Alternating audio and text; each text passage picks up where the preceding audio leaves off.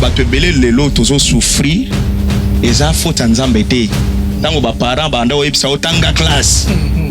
Olinga otanga te. Kenda église olinga te. Siko okoli ba souffrance e bandi ko beta yo e nzamba sali ngolo yebiye siko ngo zwa responsabilité ya ba faute wana opesango nzambe. C'est comme une nouvelle créature. Comme une nouvelle créature. Premièrement, essence spirituelle. Mais là, il faut comprendre la vision est progressive. Et on a makamusu batu ba kondenango sans le savoir. Okay. La précipitation, c'est un esprit diabolique. Nous faut comprendre. Et on a batu musu yangwana moni croire trop vite, ça peut caractéristique il y a esprit moko faible. Nous faut qu'on analyse, faut qu'on étudie, qu'on analyse pourquoi na osala boy, azo sala boy, pourquoi azo lo baboy. Faut qu'on analyse pour révélation ça progressif. Makambo comprendre les lots msusu dans 2 ans, 3 ans, on va comprendre. Au diable, muto a sangana na Eva. Diable c'est un ange spirituel. Bible peut lobby o ya ko sala te. Akolia te. Bible mutelobi ngoti. Siko yo sala te. Yesu fa kita likolo. Bible lobi baliaki mbuma. Balobi ekobote po soki totali nyoka ti lelo aza nyoka. Nyoka ya jardin na nyoka ya lelo azaneka nyoka. Tomoni se mutu akola kisanga sex ya nyoka te. Siko po basangana na Eva. Diable siko yo tangite. Olingoza na vie ya ba ministre. Olingoza na vie ya bien. Elo nini ezo tala yango na sali. Est-ce que Lazare oya pauvre a souffrir awana se akota ilo la te. Mena mutu mission na osala ona nzoto na osala ona molimo te. Pasteur ayoka kanzala, pasteur abelaka et loko mususu eza important eza question mo pertinente. Bon, biso ermo ba pasteur tolingo laksa image ya super homme na pa ya bato. Yango moni la plupart ba pasteur o kozwa soin ya bato nyonso. Mais yo mo ozwa soin na yo mo te. MSU bato pe ozo laksa bato na église bazwa soin na yo te. Eza mabe. Pasteur faut ça rappeler o yebisi église bo sambela rapona nga. Alors qu'est-ce qui fait Maram? Yesu a inauguré tant ya grâce, toza na ta ya grâce. Ce que tant ya grâce sango eza mal interprété, eza mal expliqué. Zomona yango tozomona bato ebele le pasteur Sempidique azo konteka na toza na ta ya grâce. So na koi 7 fois 77 fois a olimbi sanga. Zomona yango na facilement bazo simba bana bato tout ça. Yango zomona même makamwana ezo kota na monde mouyibi facilement koyiba. Mais ce n'est pas ça. Na lingo comprendre nga. Donc ce n'est pas ça. Exactement que so indeti nazawa na lati col pastoral te naza pasteur te. Non. Ou bien na lati toche te naza na nguya te. Non. Yango na zoloba na lobi awa vraie église eza oyo Yesu aza au centre. O Yesu aza kolope mobikisi. Wana nde tolobi vraie église. Vraie église eza kombo te. Eza ba kombo tozo tiate na ba mire. Ce n'est pas ça. Oh, en vrai du kombo moko te mema mutu na lola.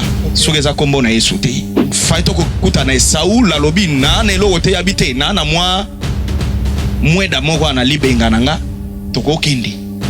Notion wana yango lelo bato ebele bafani nango. OK, kokekuta na musali na nzambe mabo pamba te. Soki totali na notion wana eza beaucoup plus na considération pe na signe ya respect. Ezate ke bon nzambe ya musali wana salela yo fokaka offrande ezala. Non, nous avons reçu gratuitement et c'est que le peut pesa yango gratuitement sans condition. Vous comprenez? Non. Shalom, shalom à tous les peuples de Dieu. Vous la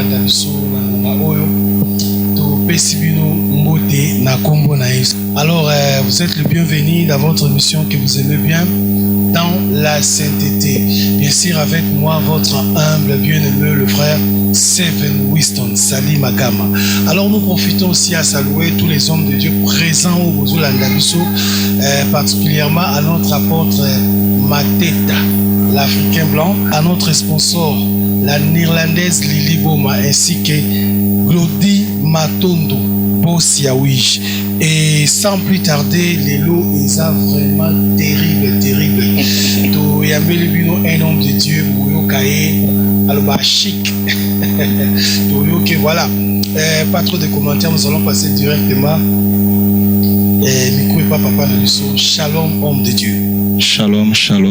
Boni Yesu. Yesu aza malamu. Boni papa Tanzambe. Papa Tanzambe azobatela bango. Ye moko le vrai pasteur azozwa soin ya papa tenaye. Ok, est-ce que papa te bazolia la nzala te? Bon, papa te bazolia la nzala te parce que bilei ezali. Ok. Oui, ngai kombo na ngai Longo Dondel Teka nazali moko ya basali na corps du Christ, nazo lidéré église Assemblée de Dieu Pentecôte oeza sub congrégation na biso fait en Christ, donc la foi en Jésus. Et tozwami na Kalemba Dosh précisément. Toza lié na ministère Maravilha de Deus et centre Nabiso Alpha Omega. La divinité de Jésus. Pourquoi homme de Dieu thème la divinité de Jésus? Bon, tolingi tolobela na tina ya divinité de Jésus parce que moi ba confusion eza un peu mingi. Moni tokoki kosala nzambe malamu te soki to comprendre nani o Yesu te. Okay. Soki toyebi Yesu malamu te, moyen to servir pe nzambe malamu ezate. Alors autour ya thème oyo ou bien ya personne ya Jésus ezana ba opinion ebele. Alors ba opinion wana ezosala ke ba conflit ezala, ba divergence ezala, ba séparation ezala. Voilà, yangwana tolingai tolobela vraiment sur la divinité de Jésus pour na kotale sabatu. Jésus aza nani? Batu musu basimbi position moko ya Yesu. Mais o eza clair et o etikala clair pour na biso nyonso. Bible kobanda na Genèse ti na Apocalypse. Thème central nango ezaka Jésus. Donc Bible zolobela Yesu. Donc ba ingrédients mususu eza le monde, les hommes, Satan et le péché nyonso wana eza ba accessoire. Thème principal ya Bible c'est Jésus-Christ. Alors soki moto azo salela ye ayebi malamu te, to moto azo yoka ye a comprendre malamu te, ba difficulté kozala. Alors eko créer les biso ba désordre ebele. Yangwana eza important to ye banani o Yesu. Et pourquoi esengeli biso to saela ye to landa ye to ndimela kolobela na tina ya divinité ya Jésus esengeli na biso to comprendre ndenge na lobaki awa thème principal ya Bible eza Jésus ye moko. Alors tant que tozoloba Jésus ye moko to mona nzambe. Alors na Bible Jésus na Genèse aza révélé lokola semence ya mwasi. Na Apocalypse place Bible ça la conclusion bazolo belaye sous le col le roi des rois, le seigneur des seigneurs. Alors Jésus aza Dieu. Jésus a se révélé pour le col fils de Dieu. Alors et en a tout mususu bazana position que aza prophète ba mususu basuki kaka aza mwana. Mais biso tolingi tolobela Yesu na ba dimension nyonso comme étant le créateur, comme étant le fils de Dieu, comme étant le serviteur de Dieu, comme étant le grand prophète, comme étant le souverain sacrificateur ya libela. Alors Bible lobi na biso na mokanda ya Matthieu chapitre 1 na verset 23 lobi vierge akobota mwana toko pesa ye kombo ya Emmanuel. Oui. Emmanuel elingi koloba nzambe elongo na biso o nzambe kati na biso. Alors soki totali na vrai sens o mona ke nzambe aza kolo mokili. Donc tokoloba te ke no kozala wate. Nzambe aza souverain, aza omniscient, aza omnipotent, aza omniprésent. aza partout. Alors tango Bible zoloba nzambe longona biso bazolobela sur l'incarnation de Dieu. Vous comprenez? L'incarnation de Dieu. Donc nzambe le créateur a latin zoto. Oyo Jean azoloba na livre na ye ya Jean na partie ya chapitre 1 azoloba au commencement était la parole était avec Dieu et la parole était Dieu et rien de ce qui existe n'a été créé sans cette parole. Donc nyonso ekelama na liloba, nyonso ekelama epa ya nzambe ekelama na liloba et nzambe wana nde liloba et puis a continuer lobi liloba yango elati nzoto et fandi na kati ya bato mais bato ba comprendre ete ba découvrir ete. Alors tango Bible zoloba bongo bazolobela nzambe a s'incarner o Matthieu lobi nzambe akozana bino na lobi na introduction awa nzambe azalaka partout ezana mutu moko te ezana mokonzi moko te akoloba na nzambe kokota wate kozala awate o nyonso salami eza sous contrôle ya nzambe. Donc Dieu azana contrôle ya nyonso azana domine ya nyonso mais na ko comprendre texte wana ezoloba na biso que nzambe incarnation ya nzambe donc nzambe azui forme humain pona ko vanda elongo na bato alors pona ko sauver la race humaine. Voilà pourquoi romona na ba évangile to na ba épître musuba lobeli lokola mwana na nzambe parce que botami ndenge Genèse alobi sémence ya mwasi ozomona sémence ya mwasi a vrai dit tant ba loba sémence ya mwasi parce que Yesu abotami na nzela ya mwasi yango lobi Jésus d'autres formes aza sémence ya mwasi le wana banisinga na première mopena boyo vraiment. Donc Genèse azolakisa biso babi sémence ya mwasi eko sa nini eko écraser mutu ya nyoka nzomona tamba donc ezaki déjà olobela et sa promesse. Oh wow. Donc sa promesse oyo nzambe azopesa après shit bozongona tuzona ba angle mususu pasolela biso. Donc après shit ya homme dans le jardin d'Éden nzambe abandi kopesa ba sanction abandi pa ya mwasi akiti pa ya mobale akeko sukisa pa ya nyoka. So tali na jardin na Genèse chapitre 1 Bible lobi au commencement Dieu créa les cieux et la terre. Première terre ezaki terre moko parfait mais suite au mona na verset 2 babi la terre était sans forme et vide. Alors vide wana ezate ke nzambe créé mokili na imperfection. Non nzambe asala nyonso parfait mais suite ya shit ya diable tango nzambe a pengani diable na lola kokwea ya diable na bitumba na ba ange ba archange Miguel esala ike mokili ekomaki eperaki forme nango suite ya litwana. Alors nzambe aeko reprendre restauration siko la terre restaurée a restaurer place siko ya che mutu po mutu wana a dominer likolo ya nyonso siko yo diable comme étant esprit azui a forme ya nyoka ou bien a koti na nyoka pona ko tromper moto tango a tromper moto na nzela ya mwasi a tromper Eve azui mbuma allié a kotisi doute kati na ye selon ya ba promesse to ba prohibition oyo nzambe achaki et aibisi est-ce que nzambe obaki soki bokolie bokokufa nzambe yebi ke soki bolie misu na bino osa nini ekofungwama bokokoma komona lokola ye.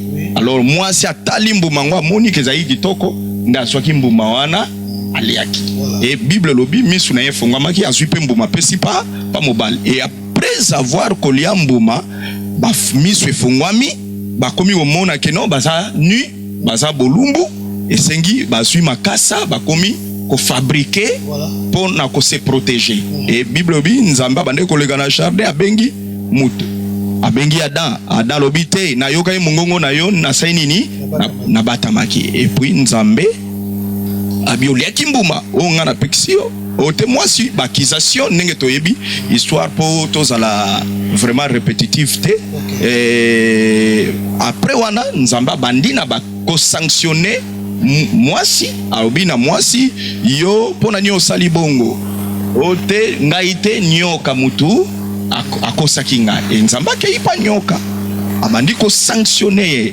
abi okosa tele mamukia tozonga Nzamba sanctionner nyoka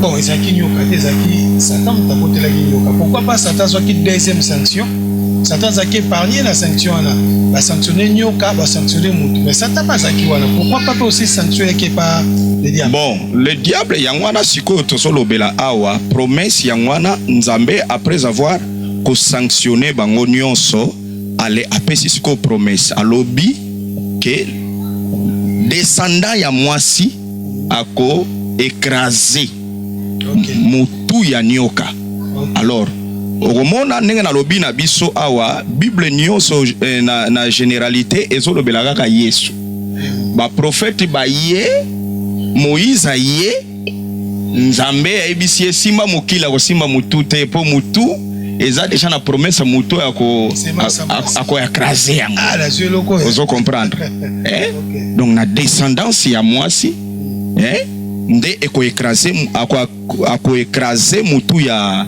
nyoka voilà. Alors sanction ya diable c'est yebani suka na ye après makambu nyonso Bible ebongisa soki ekokisami bakokanga ye akobwaka mana na libulu ya moto pona libela eozala plus grave pona bato yo bazo négliger Yesu lelo pona bato balingi masumo pona bato yo balingi gloire pona bato balingi kozana ba temple ya minene bakomi kosala ba pacte na ba diable donc suka na bango na Apocalypse 21 ba olakisa biso jugement ya trône blanc o ba obi ba mort même enfer opesa bakufi nango ba maye kopesa bakufi nango bakozala juger sima baokende na largo de fogo baokende na libulu ya moto donc na enfer oeza provisoire place ya le lieu de tourment o place bato o bazana masumu bazokende bazonyokwama o mona na liki place bon donc yangwana Bible lobi le Dieu de ce siècle a empêché entendement ya bato ozomona yangwana soki molimo mosanto asimbi mutu te moyen mutu a comprendre makambo yo ezate yangwana moyen makambo Nzambe to comprendre ngo na intellectualité ezate makambo Nzambe to comprendre ngo na molimo même Bible oyo même Bible oyo bon kotanga eza important mais Nzambe ba comprendre na mayela bo moto te ozomona donc yango Bible lobi poussé par le Saint-Esprit bon, la théologie nous aide à interpréter la Bible, à comprendre la Bible selon contexte nango nenge ekomameli.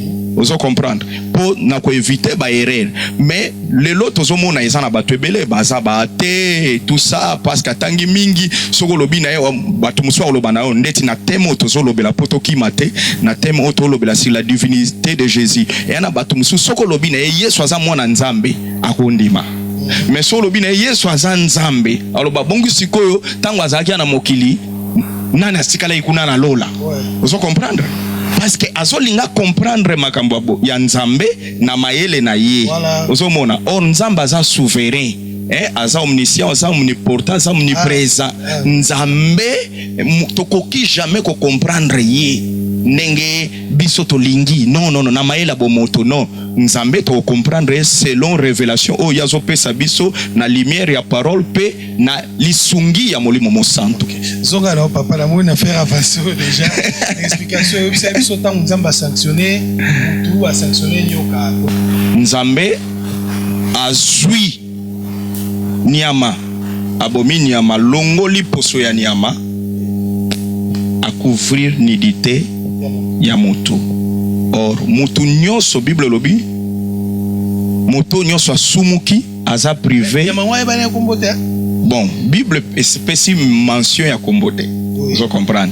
Mais tu dis que nzamba azwaki nyama alongolaki poso ya nyama. Tozomona déjà image ya œuvre de la croix. Tozomona ya rédemption parce que lisumu e comme ça mutu ni tozomona. Alors liango tozomona lelo même ba intellectuel oyo batangi selon la lettre des hommes. Et au moins on a un papa de 60 ans, bimana mwana oza na âge akoko na ye, à 14 ans, 15 ans, 17 ans, bimana eloko la mwasi. Ozomona. Pourquoi maele na ye et talisa wana nyoso te, ezota il saiba posa ya nzoto, les œuvres de la chair. Ozomona. Mais mutu oyo azana maele ya bonzambe ayebi ke likambo wana eza lisumu eza abomination parce que Bible lobi mwana mukia ko mona nidité ya mukolote. Alors eza mabe ya moi bon pasteur ou frère en Christ oza par exemple na 35 ans ou bali moi na 20 ans parce que d'accord bon aza na 35 ans abale moi na 20 ans bon aza moi na mukie mais aza déjà majeur aza déjà âgé akoki kobala tata babimina mwana papa 60 ans abimina mwana moko aza déjà na 22 ans aza déjà majeur bon aza majeur par rapport au mona muto ya aza na 35 ans akobota mwana 20 ans te la ndenge wana ozo comprendre oloba te ke non muto aza na 35 ans aza na mwana ya 20 ans ekoza nango possible ke a msusu na accident ya vie et salamaki. Mais normalement na muto yaza éduqué na parole de Dieu, muto yaza orienté selon la parole, a ebike non na moment opportun na kozwa na otika ndakwa baboti na kosattacher na mwasi nanga. Donc c'est quelqu'un qui est déjà mature, aza déjà capable, aza déjà responsable. Na point oyo aza un homme marié, azui mwana wana ya 15 ans pona ba diversion na ye. Ozomona e ba msusu pe pona ba science occulte na bango azui mwana wana po abebi sa destinée na ye. Ozo comprendre a utiliser étoile na ye oyo nzambe apesa ye na monde ya ténèbres. Yango mona bato ebele oyo baza lié na monde ya ténèbres bakoti même dans l'église loko tolobela la divinité de Jésus mutoyo azosaela nzambe na vérité à quoi sert à kenda ozwaka bana 12 ans tina babiro bakomi kolala bana batu toko zwaka basi ya bato ya mabala parce que ba condition ba pesiye pour sala oza na succès oza na foule oza na élévation faut sala rango non nazoloba tango nazoloba ka bato ki cité dans le sens ya libanda ya église nazoloba la paix lelo ba pasteur ba komi na ba scandale wana de serviteurs vous comprendre na kenda place moko bon un prophète alingo sala service ya offrande bon nga j'étais gêné abengi na bon avant na sala service offrande bo na lingi une fille vierge et loko nini eza na relation entre offrande na une fille vierge. Vous voyez ozomona babiloko moko eza biblique te mais bato baso kotsango dans l'église. Alors pourquoi? Parce que bato wana bayebi yesu bien te. Ozomona alors tozongi na thème na biso takala nzamba zipia tozongi na thème na biso ndenge tozolobela. Alors yango wana ozomoni bato wana bazo kezwaka ba makasa pona ko se couvrir parce que bazana masumu. Ozomona bazo couvrir tentative ya mututi tango sumu kia buki mibeko o nzamba pesa kiye a comprendre que aza nu parce que soki oza na bonzambe oza lié na promesse oza na kati ya vision ya nzambe omona te oza ni mais soko bimi libana nzambe omona ke oza ni même si osipino makasa oza ya ngwana omoni ebele lelo pona otonga temple ya munene ba osipa ba makasa tout ça ba makambo belebele pona couverture o eza vrai eza souté ozomona qui est Jésus. Jésus de la Bible azane souté. Hein? Mokolo évangile azale souté na makambo yozo sala. Alors et osenga yo siko bando ozwa ba makasa wana po banda ko couvrir. Ba yebi divinité ya Jésus te. Ba yebi te oyo nini Jésus asa capable ya ko sala na vie ya mutu. Alors voilà pourquoi tango eloko ya malamu na sepelaka nzambe soki mutu nyonso oyo malgré mabe na yo sali soko reconnaître liboso na ye aza fidèle pe juste pour na olimbisa yo. Alors tozala surpris un jour na lola frère Seven tomoni Adam. Oh kokwa Adam. Tomoni Adam parce que nzambe loko laza papa eza na papa mota linga perdre moi na ye. Vous comprendre? Voilà pourquoi bomayi nyama pona ko illustrer oyo ko salama na croix alongoli poso wana soyi balongoli nyama poso donc a sepelate nyama wana ozane sengote. Vous comprendre? Nyama wana bando binate donc tozomona image ya souffrance oyo Yesu awomona aoleka pona nini pona biso na croix alongoli poso wana a couvrir nidité ya mutu. Mais le péché est pardonnable, mais les conséquences de péché restent. Yangwana moni nzambe asala nini abengani Adam na jardin, mais abengani alongoli lokola mwana te. Voilà pourquoi race nyonso ya bato toza tobimi wape tobimi na dante. Alors soki nzambe alingako banda alingaki ko kotisa procès mosusu na ndenge ya création alingaki susu tetoza na même nature ya Adam.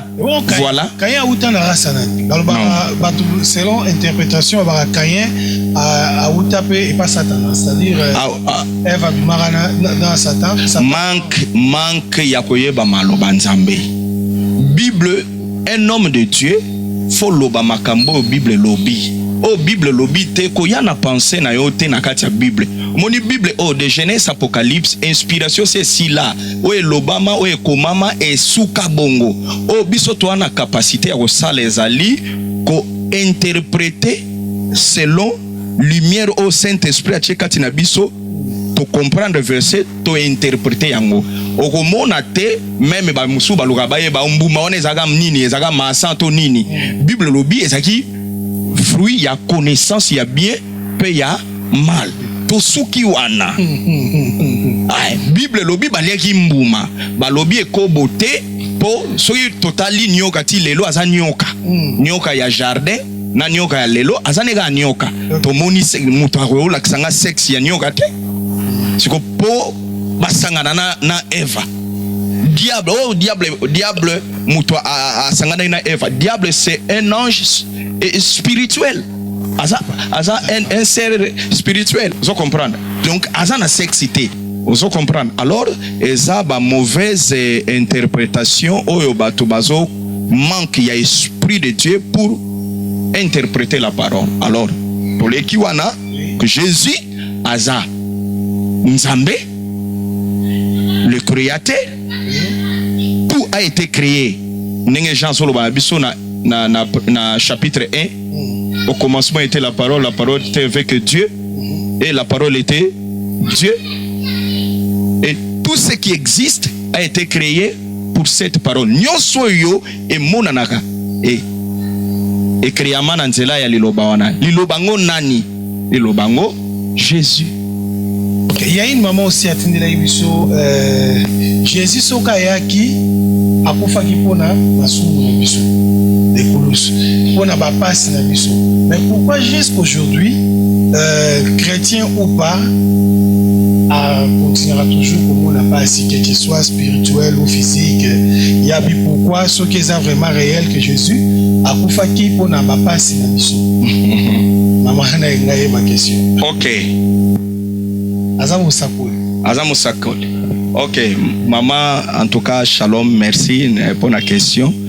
Na croix, Jésus a sala nyonso. Mon na cette parole, oh Jésus a loba na croix, abi, tout est accompli. Nyonso ekokisa mane koloso. Alors, na se ya moi awa, toza censé ya ko vivre bolamu ya kolia ya malamu pe na se ya moi awa. Mais objectif ya mission ya Yesu eza po na vie terrestre te, eza po na vie céleste. Yango na yeko pesa biso la vie éternelle. Na vie éternelle kuna place souffrance kozala te. Ah, la terrestre attend objectif eza te. O comprendre o te na lobi bongo te, o comprendre ngate na lobi nyonso ekokisamaki. Nyonso ekokisamaki na ekulusu. Physique, spirituel, émotionnel, nyonso. Voilà. Alors nyonso wana ndenge ekokisami na croix. Objectif principal ya musala ya Yesu eza ko réconcilier biso na Nzambe pe ko kotsa biso na bokonzi ya likolo. Place passe kozala te, place to vivre éternellement dans le bonheur. Na se ya moi awa ya na makambo ebele tozo vivre awa mususu eza ba choix na biso personnel. Parce que yo tangite olingo za na vie ya ba ministre, olingo za na vie ya bien eloko nini ezo tala yango na sali. Est-ce que Lazare oya pauvre a souffrir awa na se akota ilola te? Akota ilola. On se comprendre. Mais awa zaki pauvre selon parcours ya vie na ye. Eza na bato ebele lelo tozo souffrir eza faute Nzambe te. Tango ba parents banda oyebisa otanga classe olinga yo otanga te, kenda église olinga ki te, siko okoli ba souffrance e bandi ko beta yo e Nzamba sali ngolo yebiye, siko olingo zwa responsabilité ya ba faute wana opesa ngo Nzambe. C'est comme une nouvelle créature. Comme une nouvelle créature. Premièrement, essence spirituelle. Bible obi o abotami na molimo, ayambi Yesu abotami na molimo ti. Premièrement, ba un bénéfice. Soko kufi mutu azo souffrir lelo, soki ya solo ayambi Yesu lokwa mokonzi pe mobikisi, so akufi akota lola. Eza boite? Eza voilà. Akota lola. Alors total la mission na biso ezala vraiment tourner sur le matériel. Jean lobi boy, n'aimez pas le monde ni les choses qui sont dans le monde. Oui. Parce que roleka moni lelo biso nyonso tokoza pe ba ministre te, biso nyonso pe tokoza na ba président te. Nzamba pesa ga mutu selon mesure pe ya foi na ye, selon ba capacité na ye. On se comprendre. Alors Bible pe lobi oya ko sala te akolia te. Okay. Bible mutelobi ngoti. Siko yo sala te. Yesu fa akita likolo, so tali na Bible la plupart ya ba miracle o salami na Exode au mona na libération ya peuple Israël na désert Nzambe azoya kopesa mutu lipa mutayoki posa mai atimolite Nzambe afungoli bimisi mai na libanga. Mais après avoir kokota na promesse instruction échangée siko bino bo rodar bo jire bo tourner Jéricho 7 fois. Na 7e jour bo sanini bo ganga sima bo kota de lingi ko loba na nyonso eza na part ya Nzambe, na nyonso pesa na part ya mutu eza na temps o Nzambe amemio na grâce et comme na temps moko yo moko pe fosa be fort lelo to koma omona Nzambe soto lobi komba Nzambe l'église e bangisaka suba. Donc mutayoki komba Nzambe komba longo lelo moka ya omisa na Nzambe donc somo wana na kobanga Nzambe to bakutu crainte te peur ya Nzambe benda ezaka isute. Donc bato bakoma mona ngolo kwa kumu ya limesa nous voir même donc mutabanga nete donc eza dû est-ce qu'il y a comportement ya ko ile bandara na mutu ngetina makolo bien eza dû à quoi? Ok, bon, eza likambo discipline, eza likambo discipline, et puis ya compréhension ya Nzambe. Ndenge nini ozo comprendre, ndenge nini ozo comprendre Nzambe. Même pas tozoloba soki totie na généralité ka na église te. au mona que ça plus facile muta ke yiba ake yiba na ndako ya pasteur mais ça difficile ake yiba na ndako ya nganga. Vous comprenez? Pourquoi eza manque ya respect wana ya Nzambe, manque ya compréhension ya Nzambe, manque ya comprendre gravité ya oyo zo sala, parce que nganga abo manzoto agobelisa ona nzoto, mais oyo zo yiba ba instrument na église, oyo zo sala ya mabe na kati église ekoki ko coûter âme na yo, vie na yo, au perdre vie éternelle. Vous comprenez? Ah donc, alors, ezapé na koiko loba quelque part, eza manque ya biso basai na Nzambe ko yeba ko expliquer batu nani waza Nzambe. Mon so totali na Ancien Testament, o mona ke ba Yuda bazaki na obanga Nzambe makasi. Pourquoi? Parce que à l'époque, c'était la loi. So buki mibeko oyebi déjà oni ne komela yo. Alors toza na temps ya grâce. Yesu a inauguré temps ya grâce. Toza na temps ya grâce. Sko temps ya grâce sango eza mal interprété, eza mal expliqué.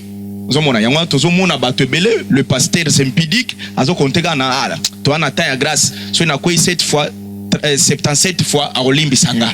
Zomo yangwana facilement bazo simba bana batu tout ça yangwana zomona même makamwana zo kota na monde muyibi facilement ko yiba, mais so okena ba mboka mosusu surtout na ba pays anglophone au mona que contexte est un peu différent, respect ya basal na Nzambe est différent, respect ya temple est différent. Vous comprenez? Pourquoi? Parce que batu baza éduqué maru ezalazane moyibi. Toka ba témoignage ya ba papa ba serviteur musu ya minene toyebi na boy kotanga ba kombo ba kina na ba mboka lowa ba Nigeria ba lingi ba yiba ye alobi I am a man of God, bato moyibi a comprendre que waza mutu na Nzambe tant. Donc ayeko songisa parce que mutu na Nzambe aza ambassadeur à Nzambe, aza représentant à Nzambe, ba pasteur tobengi bango ba ange de l'église. Donc yo nganga mutu akufa akepeli felo, mais l'ange de l'église mutu na Nzambe Nzambe aza incarné kati na ye pona asala ba miracle wana ezo salama pona koteya maloba wana pona ko transmettre vérité ba vie ya bato eza changer et mutu abongo yozo zoeka na légèreté. L'ange de l'église, pasteur aza l'ange de l'église aza serviteur à Nzambe. Wana to mona ngora soki kamune ko ite pasteur obeta sete wana l'ange de l'église serviteur à Nzambe. Mais soki kala mabe ya pasteur e mona ni ka ko ine lo mo ba nyos pa moni ali komi ke non azape mutu azape na ba faiblesse wala mutu nyos tout. Mais soki na ndika ko ite pourquoi pas faire place à on dit mabe ke non azape mutu. Bon, de l'éternité, un ange de l'église. Ange de l'éternel, Azaga Moko. Ok, en tout cas, bon, Muto yandima ata muto, aoka musanga. Bunga na muto te? Non, ça ange. Non, na muto. Toza ba ange en fonction ya musala o Nzamba pesi biso.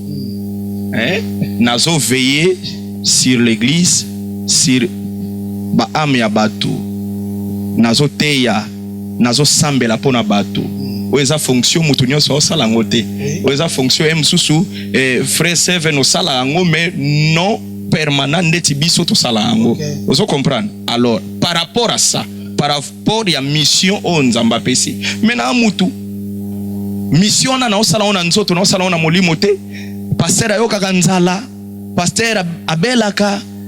Et loko mususu est important, sa question mo pertinente. Bon, biso ermo ba pasteur tolingo laksa image ya super homme. Na pa ya batu. Yango moni la plupart ba pasteur okozwa soin ya batu nyonso. Mais yo mo ozwa soin na yo mo te. Emsu batu pe ozo laksa batu na église bazwa soin na yo te. Eza mabe. Pasteur faut ça rappeler au ebisi église bo sambela raponanga.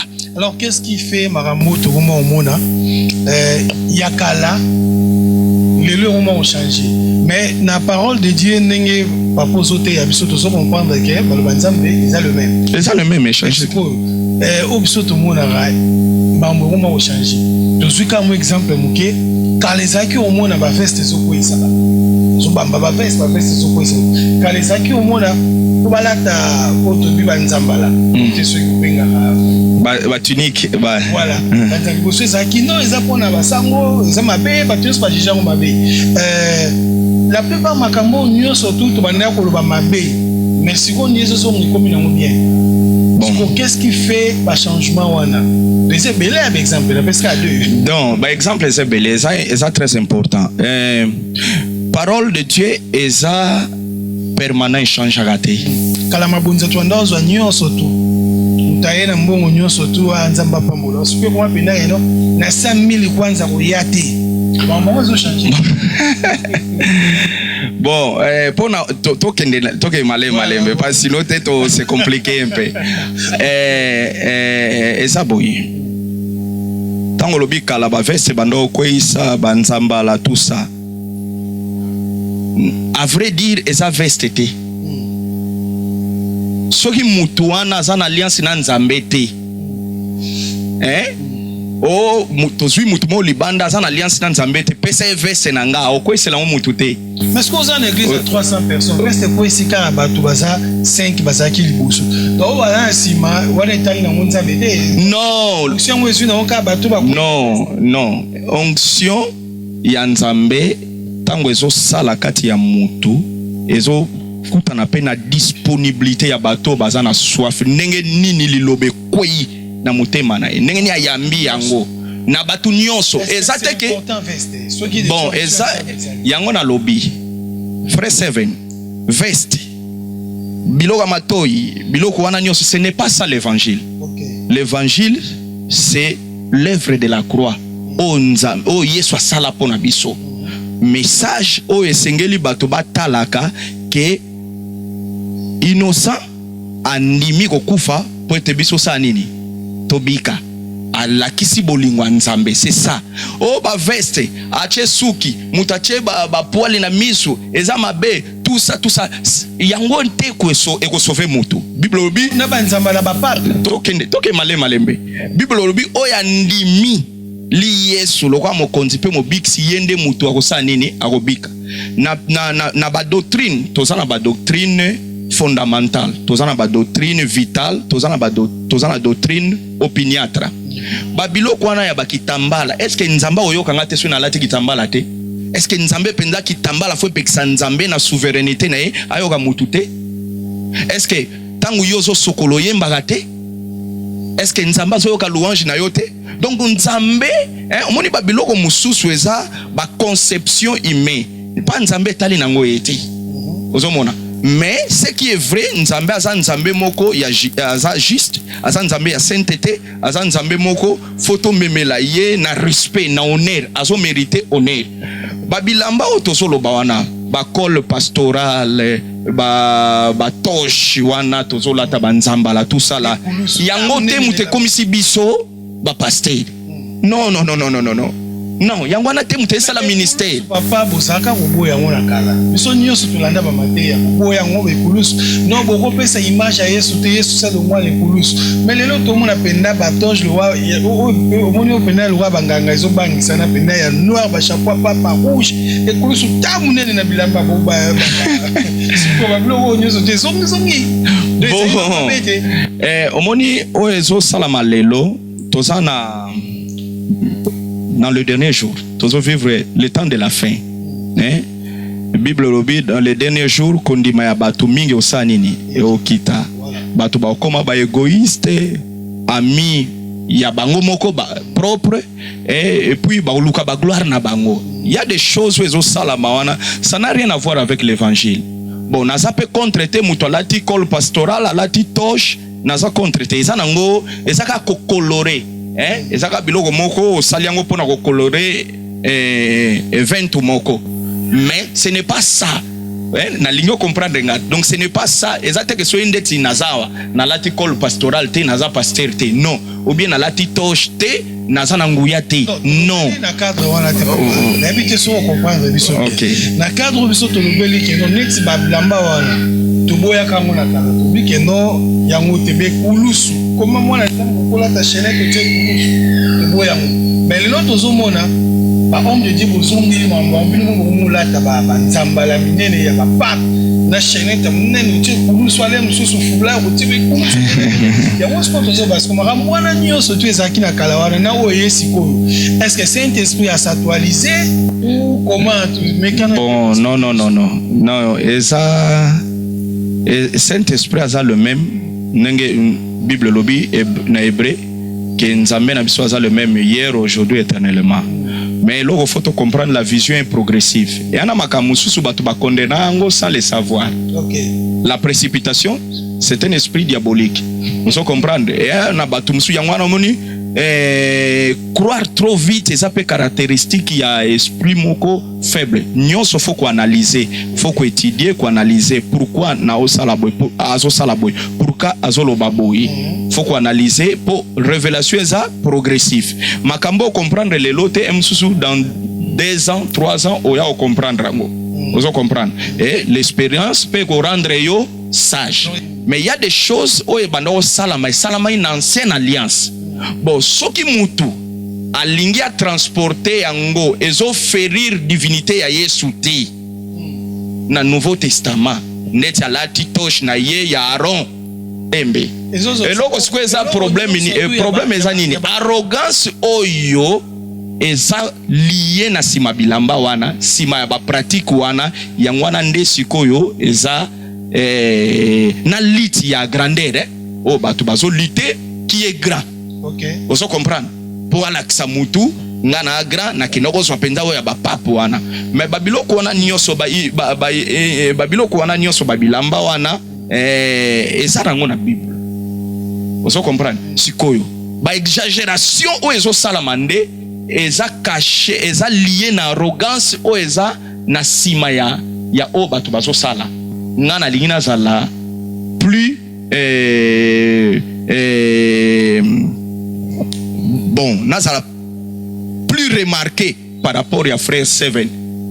Na sali yango ya rouge, na sali biloko moko po ya yo ya simple sa nini. Ekita.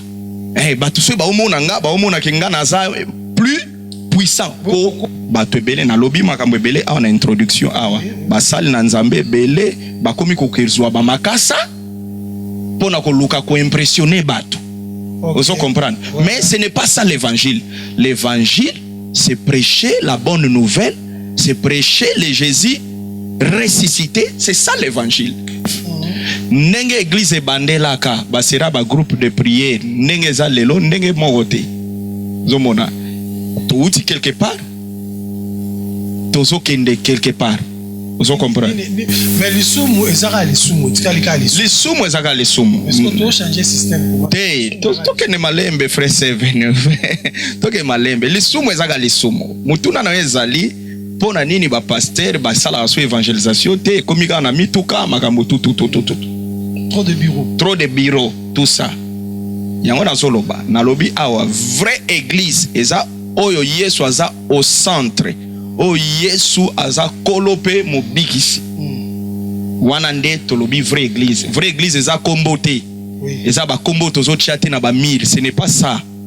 Po en vrai du kombo moko te mema mutu na lola. Soki eza kombo na Yesu te. L'unique kombo eko sauver bato. Oye pesa melibiso poto zwa lobiko ezaka kombo na Yesu. Ba kombo oto chaka na ba mirwana eza ba kombo pona ko identifier église oyo église wana. Mais eliko lobate ke swinga na assemblée de Dieu nde toza vraie église. Non. Vraie église za place doctrine ya Yesu Masia eza ya kofanda pe liloba nzambe ezote ya mana solo e yemoko Yesu aza centre. Lelo ba technique mususu eso salama ya évangélisation tozamba évangélisation digitale ezali lelo. Tozo comprendre tozamba évangélisation il y a ba famille, il y a ba prière de maison. Et ça la marque. Alors, Msubo, l'élo n'est évangéliste. Veiller dans vous allez prière, amen, amen, intercesseur, vous allez na tongo pena, maya omelara nzamba pa mulabino. C'est ça soutien. Ezanango papa. Ezana batwe oh tozomona lelo, yana batwe belé bakoti na ministère parce que azana elo wa salate. A raté na monde circulaire, on a vu circulaire.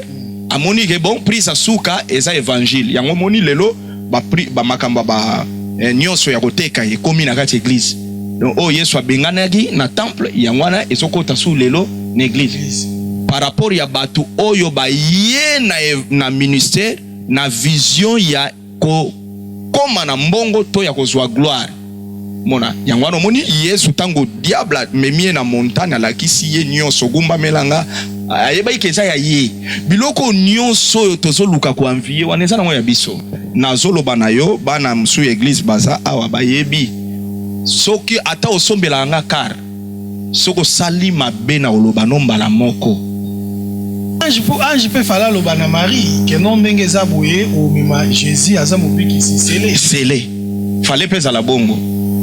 Alors, moni eza la portion ya parole lobby bakindaka na epa mosali na nzambe maboko pambate. To mona ngo na premier Samuel, tango Samuel tu Saul baoluka nyama ya papa na yo abungaki serviteur na ya lobby te eza mosali na nzambe moko. Faite que kuta na ye mais faite ko kuta na Saul la lobby na eloko te habité na moi mweda moko ana libenga nanga tokokindi notion wana yango lelo bato ebele bafani nango kokekuta na musali na nzambe maboko pamba te soki totali na notion wana eza beaucoup plus na considération pe na signe ya respect eza te ke po nzambe ya musali wana salela yo fo kaka offrande ezala non nous avons reçu gratuitement et sengeli pe topesa yango gratuitement sans condition. Vous comprenez? Non. Babiloko wana ce sont des futilités. Ozomona o batu tozo luka ko kotsa ko forger Bible lobiko to kangolami. Voilà to kangolami Yesu azanzambe. Tout ça qui est vraiment béni aujourd'hui na évangéliste Longo. Celui to komi awa c'est que to komi penda na sous émission na mot de la fin pour si c'est la monsieur puis référence sur l'église et puis contact na bateau news bazana besoin là.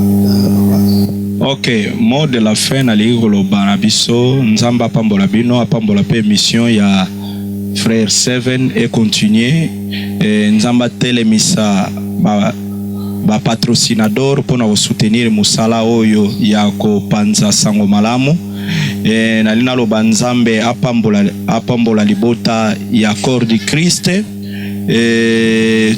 pona biso bana na nzambe pe basali na nzambe totombola ka Yesu totombola ye likolo na nyoso nenge Jean 8:28 lobiso totombola mwana na moto tokoyeba o yazali soko lingo yeba ki Yesu apambolaka Yesu akangolaka Yesu apesaka ba voyage tombola ye na bomo na yo cha likolo na nyoso cha likolo ya ba posa na yo ya ba désir na yo cha likolo ya ba makanisi nyoso yo zanango cha Yesu azali likolo soko tomboli ye nde oyeba ye o yazali. Alors nzambe apambola biso na tozalaki beni na ebike na lobi nyonso te po makambo nzambe ya bongo o nga na lobi yana bato musuba obakisa yana bato musu emsuba oloba plus kolekanga. Alors po na biso église ezana Kalemba Doge juste na marché ya Pep place tozali contact ezali 925 99 93 74 bobengi na numéro oyo toyeba osungana nzamba pambola biso. Et nous profitons à saluer aussi la bouche autorisée, la prophétesse maman Angela, ainsi que la dame Angélique, maman Flora, Kamba, Tobo Sanité, le fils et son père, apporte Tachichi son pas, na moi la Job valorise. Tu peux suivre nos mots, tena maman Francesca, et aussi le fils de Archibishop Coutinho Fernando, apôtre Didier Sunda, tu peux suivre nos mots, tu supposali, tu Koutani Kaka, les messieurs Zoya Mbalasima, que Dieu vous bénisse. Ciao, ciao.